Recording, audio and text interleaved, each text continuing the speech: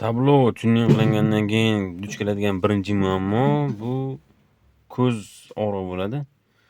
Chunki tabloning podsvetkasi bir xil paytda ba'zida, har doim emas, juda ham yarqi chiqib qoladi.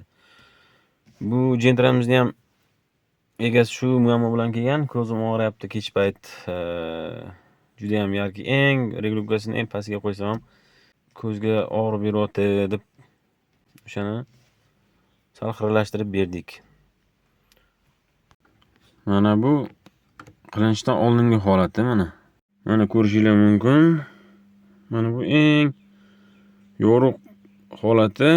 Mana reglovkani pastga tushirsak, eng xira holati mana.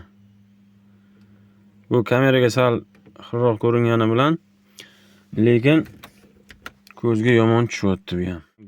Mana bu endi qilingan ishdan keyin, xiralashtirganimizdan keyingi holati. Mana bu eng pasti, mana bu eng balandi. Bunga qo'shimcha mana bu aksessuarlarda ham shu ahvol edi. Bularni ham ko'zga kech payt yomon tushib, ko'z og'rib ketardi. Yana bitta qilingan ish salon osvещение. Salon osvещениesi eshik yopganda sal sekinroq o'chadi.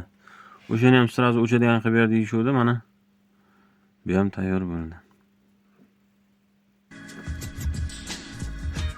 Yana bitta qilingan ish o'ng tomon bakoyi yopilishda sal orqada qolyapti, qotib qolyapti yopilmasdan.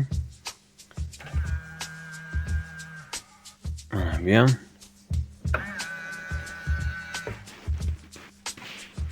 yaxshigina ishlayapti ikkalasi ham. Yana bir ishimiz lyuk ishlamayapti, mana lyukni ham ishlatdik.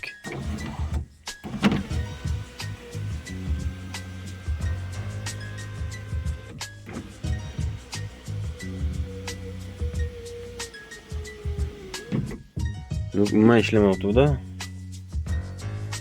Bu ham bo'ldi, mana xudo xohlasa. Endi yig'ib boramiz.